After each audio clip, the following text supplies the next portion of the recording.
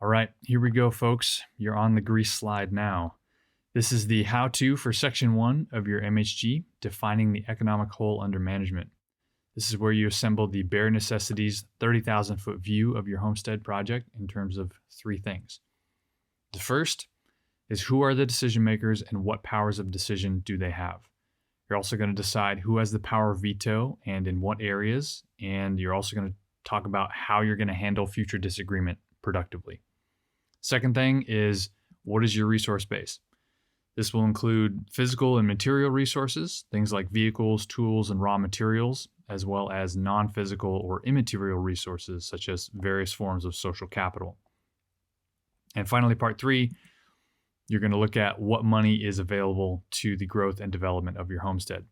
Money is an incredibly liquid form of capital. It can be readily exchanged for most other forms of capital very quickly, which means you can bring in what you need, advice, materials, skilled labor, etc., in a timely manner. Money is not the be-all, end-all resource. I'm saying it has a very important role to play, and whether you have a lot or a little is less important than what you prioritize using it for during the development of your homestead. So let's start with number one, identifying the decision makers and the powers of decision that they have. To start, we're going to look at the decision tree model from Susan Scott's work and her book, Fierce Conversations. It's an excellent book, and I highly recommend reading it. The basic premise is this: not all decisions are created equal. You need to distinguish between the four different types of decisions that will be involved in designing, building, and maintaining and operating your homestead. These are root, trunk, branch, and leaf decisions. So for root decisions, these are critical to the survival of your homestead and the people on it. If you kill the roots, the entire tree dies. So obviously, making mistakes at the root decision level can be catastrophic. Therefore, these types of decisions need to be made with great care and deliberation. These are decisions that, if not made well at the outset, can leave you vulnerable to major disruptions down the line. These can be decisions like what safety nets you will choose to have in place to keep your land if you lose your job, or if you suffer a disabling injury, or a spouse passes away unexpectedly. Perhaps where is your homestead going to be, right? Why are you choosing the place? That's a huge one. What income streams will be created to sustain your homestead? Will they be on-site, off-site, or a hybrid of the two? In the vast majority of situations, there will be a primary decision maker or a small group of them, the person or people with whom the buck stops here, and they're the ones that are ultimately responsible for making the big decisions from which everything ripples out. For root decisions, the primary decision maker's role is to decide. Everybody else can and should recommend, weigh in, and offer their perspective to be considered by the primary decision makers. For these types of decisions, you will absolutely want to test them against your MHG using all 7 of the decision tests that we'll cover at the end of this course. Next are trunk decisions. These are the ones that directly influence the form and function of your homestead. They are all about setting priority as to what gets done when and in what order, what deserves your energy, what does not. Where your energy goes, growth and development can follow. Without your energy, nothing is going to happen other than what nature will do all on its own. So trunk decisions directly influence the physical things that you will choose to grow and build on your homestead, as these will require substantial investments of time, money, labor, and attention. Think things like building a house, digging a well, or retreeing your pastures to create a silvopasture system for your grazing animals. These are big investments that have substantial influence on the shape, appearance, and function of your property and require significant capital and attention to realize successfully.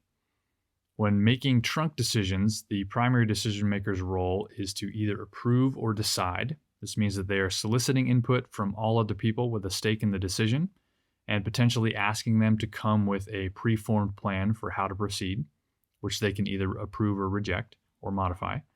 You're going to ask these people for their recommendations. The primary decision makers may also make a completely different decision than those offered by the group. However these decisions are to be made and who is to be responsible for making them needs to be outlined at the beginning to both prevent conflict down the line and to make the best possible design decisions you can.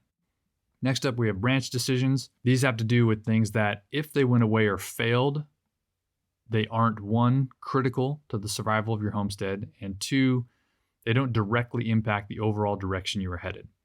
Much like branches can be cut from a tree, and provided not too many are cut at once, the tree will be fine. These branches can even be cut to promote new growth in more desirable forms. Think of branch decisions as those that have to do with the smaller systems within the larger system that is your homestead. They often have to do with methods and techniques, styles of management, the how of doing things as opposed to the what. Say, for example, like the nature and style of pig raising that you choose, or how you choose to manage your woodlot for firewood. The primary decision maker's role with branch decisions is generally to be aware of them, to know a decision has been made. Branch decisions can and should be delegated to non-primary decision makers as appropriate.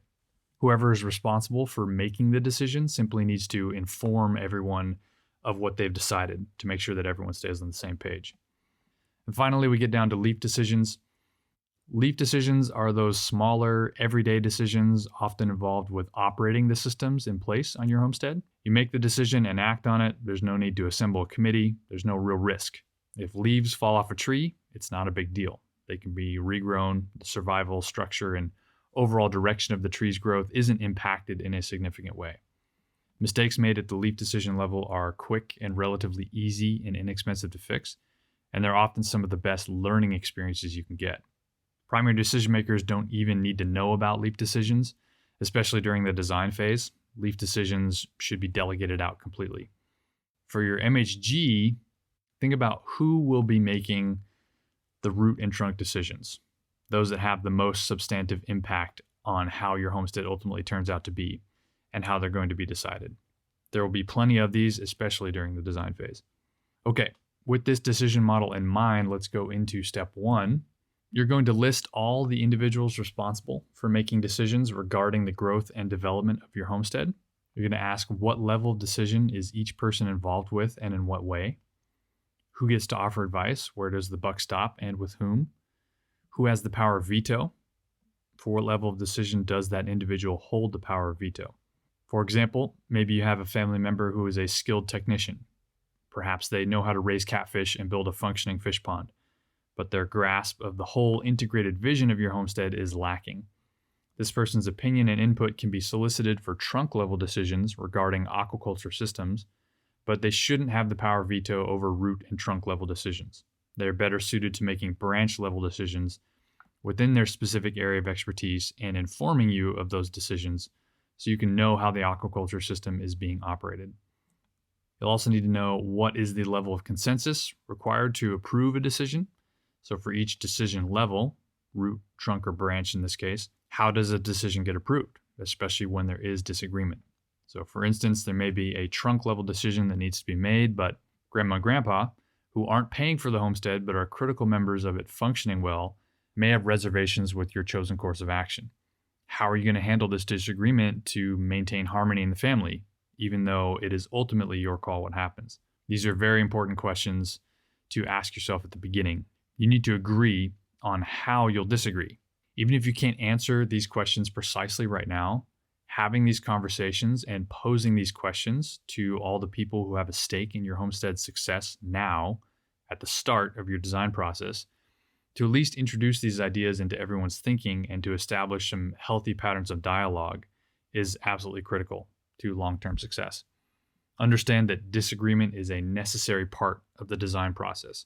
What you're getting is a different perspective, and that is critical to creating a functional homestead that works for all parties involved. So here's a few examples of what a decision maker's statement might look like. These examples are also in the PDF version of the MHG creation guide that was sent to you when you signed up for this course.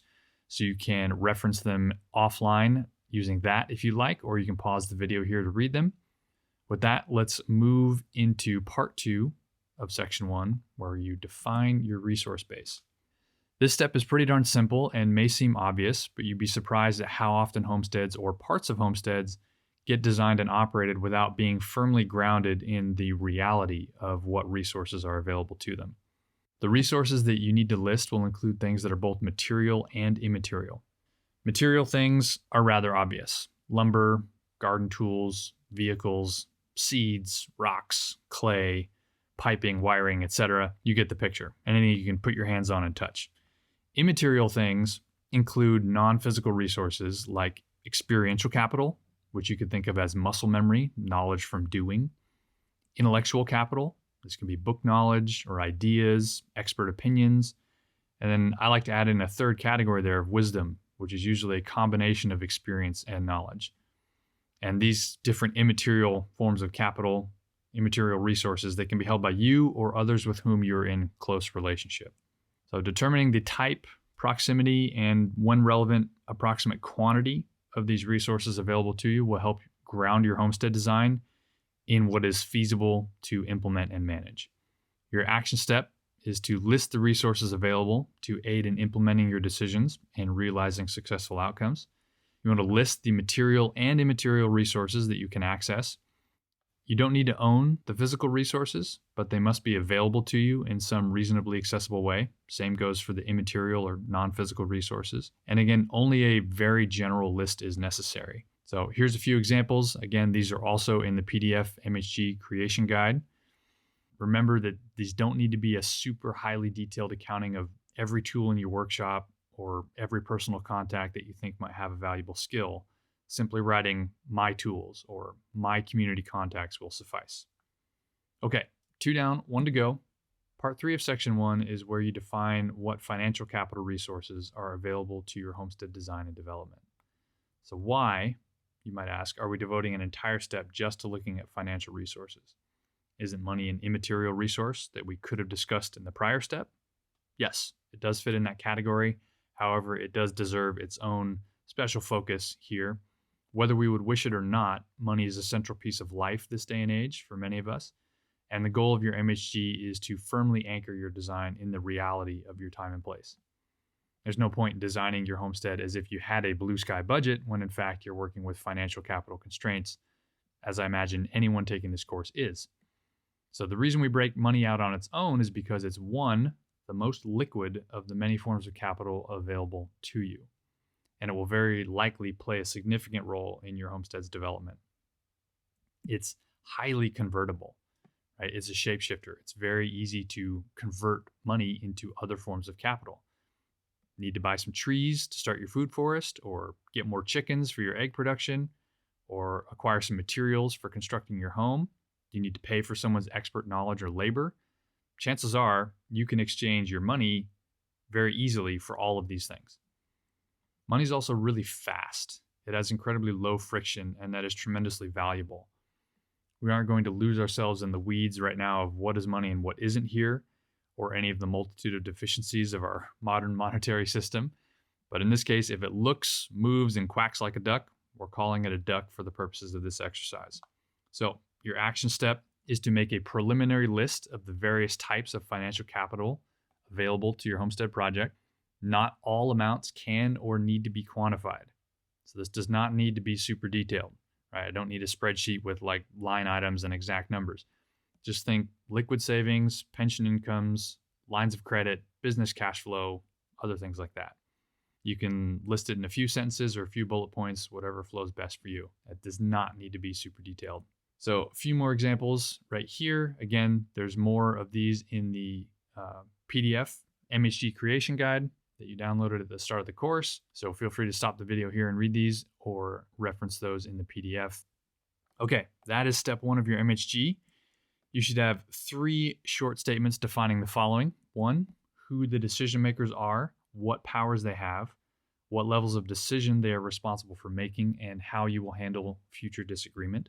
2, you should have defined your resource base in general terms, detailing both material and immaterial resources that are available to you.